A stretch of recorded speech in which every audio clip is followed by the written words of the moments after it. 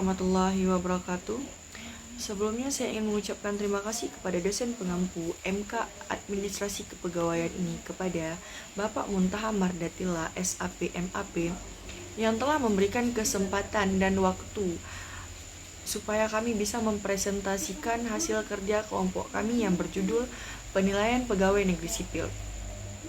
Yang mana presentasi ini bertujuan untuk meningkatkan kinerja dan profesionalisme aparatur negara. Saya Fitri Ulia Rahmanda sebagai moderator sekaligus presentator pertama yang ingin menjelaskan apa sih penilaian pegawai negeri sipil, bagaimana sih pelaksanaannya gitu. Nah, di sini penilaian pelaksanaan pegawai kerja negeri sipil adalah merupakan proses kegiatan yang dilakukan untuk mengevaluasi tingkat pelaksanaan pekerjaan atau unjuk kerja seseorang pegawai. Di lingkungan PNS dikenal dengan DP3, Daftar Penilaian Pelaksanaan Pekerjaan, yang diatur dalam PP 10 tahun 1979. Penilaian pegawai negeri sipil di Indonesia dilakukan setiap tahun sekali. Lebih tepatnya, penilaian tersebut dilakukan pada akhir bulan Desember tahun berjalan dan paling lambat akhir bulan Januari tahun berikutnya. Hal ini diatur dalam Peraturan Pemerintah Nomor 30 Tahun 2019 tentang penilaian kinerja PNS. Meskipun demikian, penting untuk dicatat bahwa terdapat beberapa jenis penilaian yang mungkin dilakukan dan frekuensinya bisa berbeda. Penilaian kinerja tahunan merupakan yang utama dan menjadi dasar untuk berbagai keputusan kepegawaian. Mungkin ada juga penilaian berkala lainnya yang dilakukan lebih sering, tergantung pada kebutuhan dan kebijakan instansi masing-masing. Yang mana penilaian berkala untuk PNS dapat bervariasi, tergantung kebutuhan dan kebijakan instansi.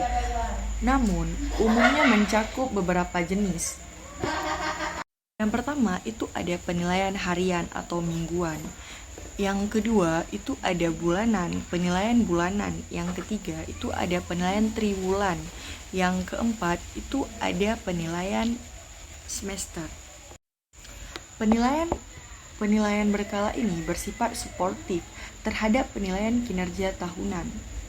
Data dari penilaian kinerja ini akan dikumpulkan dan menjadi bagian dari pertimbangan dalam penilaian kinerja tahunan yang lebih formal dan menyeluruh. Jenis dan frekuensi penilaian berkala bisa berbeda-beda di setiap instansi pemerintah.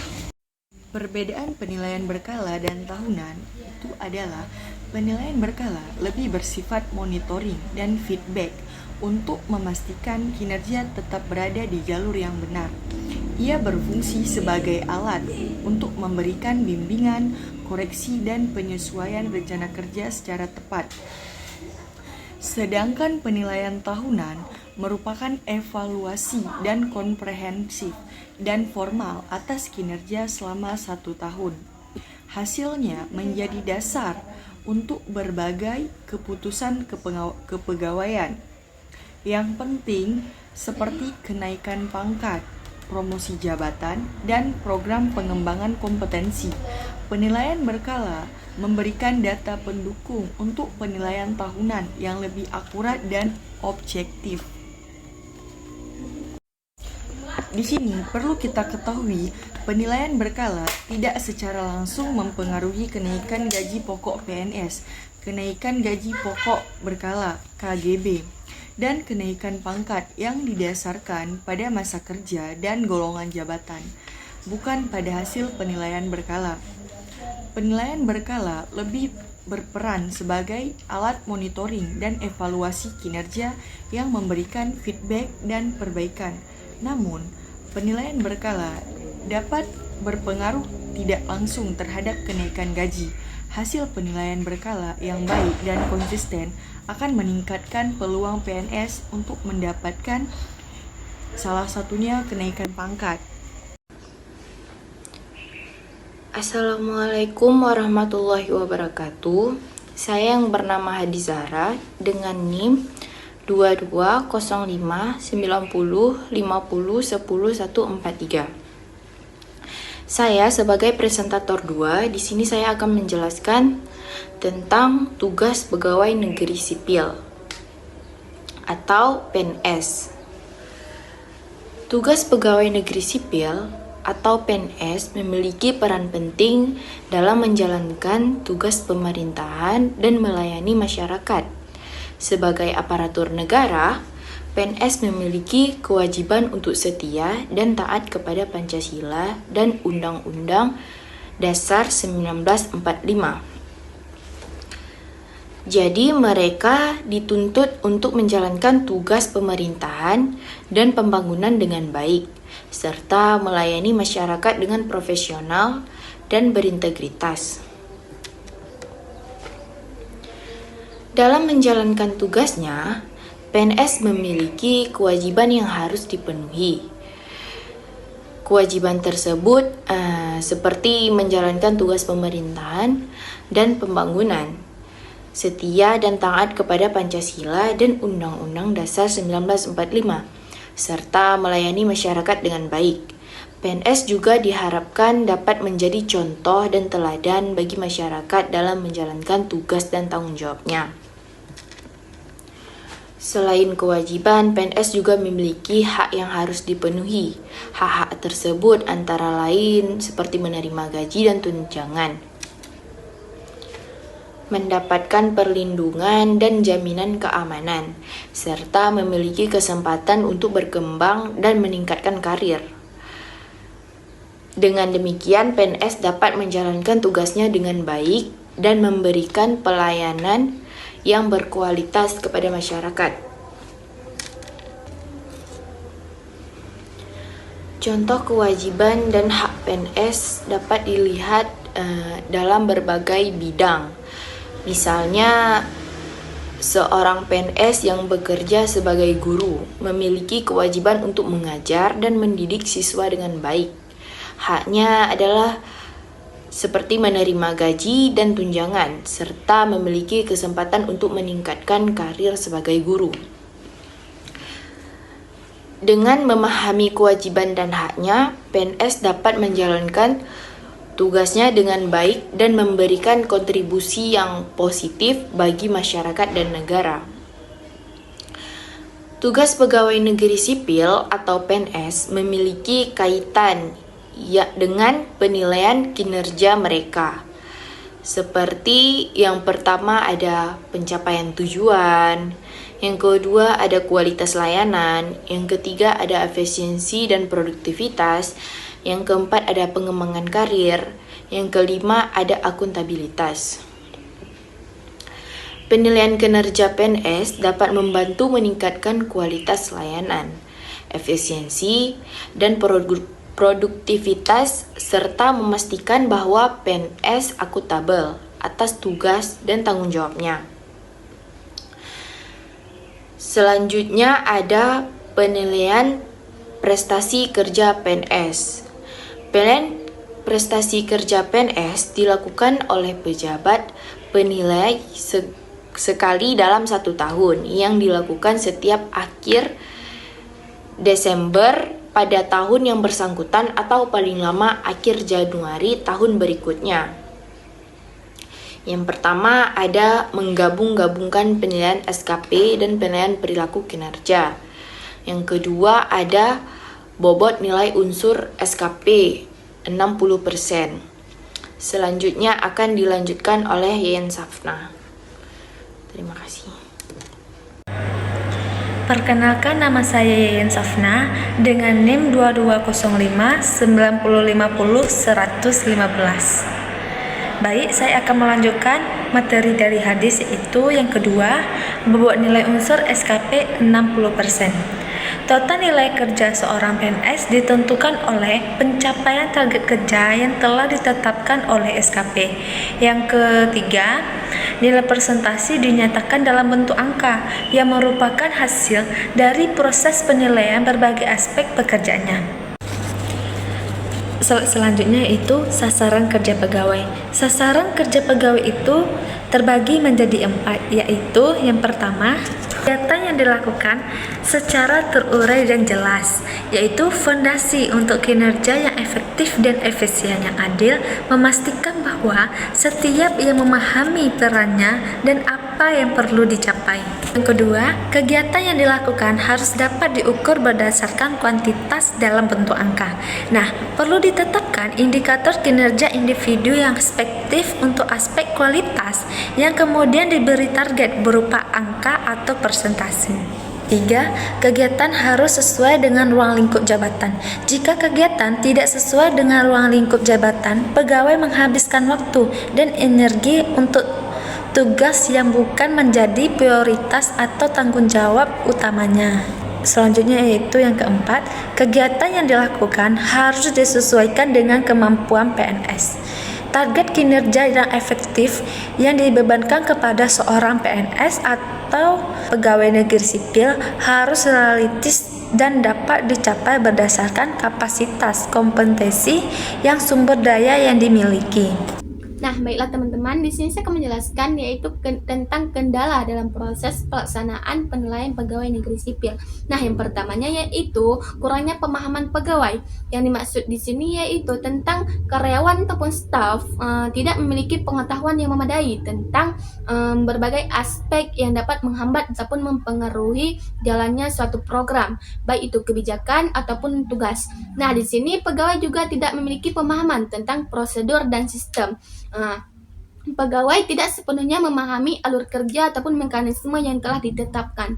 Nah, di sini dapat mengakibatkan mereka kesulitan untuk mengidentifikasi masalah yang akan muncul ataupun hambatan yang akan muncul. Nah, yang kedua, kendala dalam proses pelaksanaan penilaian pegawai negeri sipil yaitu subjektif penilaian. Nah, di sini merujuk pada ketidakobjektifan yang muncul dalam proses penilaian kinerja, evaluasi ataupun pengambilan keputusan oleh pihak yang berwenang dalam proses dalam lingkungan aparatur sipil. Nah, dampaknya pada pelaksanaannya yaitu subjektivitas ini dapat mempengaruhi ketidakadilan dan sistem kepegawaian dan menurunkan motivasi kinerja pegawai yang dinilai tidak adil ataupun menghambat pengembangan karier berdasarkan merit, pada akhirnya mengurangi efektivitas pelayanan publik karena penempatan ataupun promosi tidak berdasarkan kompetensi yang sebenarnya. Yang ketiga, kendala dalam proses penilaian pegawai yaitu kurangnya pelatihan pegawai dalam proses penilaian. Nah, yang maksud di sini yaitu masih banyak sekali instansi yang belum memberikan pelatihan yang memadai mengenai penilaian kinerja. Dampaknya di sini yaitu dapat menyebabkan proses penilaian menjadi formalitas belaka. Nah, penilaian yang didapatkan yaitu penilaian yang tidak akurat. Nah, dapat menurunkan motivasi pegawai karena tidak mendapatkan pengembangan yang tepat. Dan pada akhirnya dapat menghambat kualitas pelayanan publik secara keseluruhan. Negeri sipil yaitu budaya kinerja yang belum produktif. Nah, karakteristik budaya kinerja yang belum produktif yaitu orientasi pada proses, bukan hasil. Nah, pegawai lebih fokus pada kehadiran fisik dan mengikuti prosedur daripada mencapai target kinerja yang telah terukur. Nah, masih banyak sekali pegawai yang memiliki mindset yaitu yang penting hadir daripada melanggar aturan. Nah, itu masih dominan sekali daripada pegawai yang memiliki mindset bagaimana mencapai hasil yang terbaik dalam suatu organisasi. Assalamualaikum warahmatullahi wabarakatuh. Saya yang bernama Aprila Rizkasari dengan NIM 22059050100101. Saya ingin melanjutkan materi selanjutnya. Saya pemateri yang ke-6 membahas tentang jenis-jenis PNS. Selanjutnya saya akan membahas mengenai pembahasan Sintayong tadi, yaitu tentang poin yang ketiga dan keempat, yang mana di sini tentang penguatan sistem teknologi. Nah, teknologi ini sebelumnya merupakan tulang punggung reformasi birokrasi modern. Jadi dia itu terbagi menjadi beberapa poin lagi, yaitu yang pertama itu tentang aplikasi ASN. Nah, maksudnya di sini itu contohnya seperti aplikasi SIASN atau bisa dikatakan dengan sistem informasi ASN. Nah, dia ini milik BKN yang memuat data kepegawaian secara nasional maupun dan saling terhubung dengan antar instansi. Selanjutnya itu tentang pengawasan. Nah, pada poin ini pengawasan itu bertujuan untuk memastikan proses itu berjalan sesuai aturan dan untuk mencegah penyimpangan yang terjadi seperti korupsi, kolusi, serta nepotisme. Nah, dengan adanya pengawasan ini, dengan sistem pelaporan digital ini, kecurangan itu bisa kita cepat terdeteksi. Nah, selanjutnya saya akan membahas mengenai slide selanjutnya, yaitu tentang jenis-jenis PNS atau pegawai negeri sipil. Nah, PNS ini terbagi menjadi 3, yaitu pusat, daerah, serta yang lain. Nah, pada pusat ini PNS yang bekerja pada instansi pemerintahan pusat. Seperti contohnya itu seperti lembaga negara, kementerian, serta lembaga pemerintah non kementerian seperti Kementerian Keuangan dan BKN dan juga KPK. Nah, selanjutnya itu tentang PNS daerah. Pada PNS daerah ini dia PNS yang bekerja di bawah pemerintah pusat seperti pemerintah daerah seperti kota, provinsi. Nah, di sini dinas-dinas lingkungan seperti provinsi dan kota ini misalnya seperti pendidikan kabupaten serta dinas kesehatan provinsi. Oke, selanjutnya itu tentang PNS lain. Nah, PNS lain ini bukan istilah resmi dalam Undang-Undang ASN, tetapi kadang merujuk pada PNS yang dipekerjakan di lembaga khusus seperti perwakilan RI di luar negeri. Nah, atau bisa dikatakan dengan PNS yang ditugaskan di lembaga internasional atau non pemerintahan, tapi tetap berstatus sebagai PNS. Atau bisa juga mengacu pada P3K atau biasa disebut dengan pegawai pemerintah dengan perjanjian kerja yang kadang disalahartikan sebagai PNS lain. Nah, untuk materi selanjutnya akan disampaikan oleh teman saya. Sekian presentasi dari kelompok kami mengenai penilaian pegawai kerja negeri sipil. Di sini saya sebagai moderator ingin menyimpulkan penilaian kinerja pegawai negeri sipil merupakan instrumen penting dalam menciptakan tata kelola pemerintahan yang profesional dan akuntabel. Melalui sistem penilaian yang terdiri dari sasaran kinerja pegawai dan perilaku kerja, pemerintah berusaha meningkatkan kualitas aparatur negara. Sekian, terima kasih. Buat kawan-kawan yang ingin bertanya, jangan lupa tulis namanya dan sertakan NIM-nya di kolom komentar. Oke, terima kasih.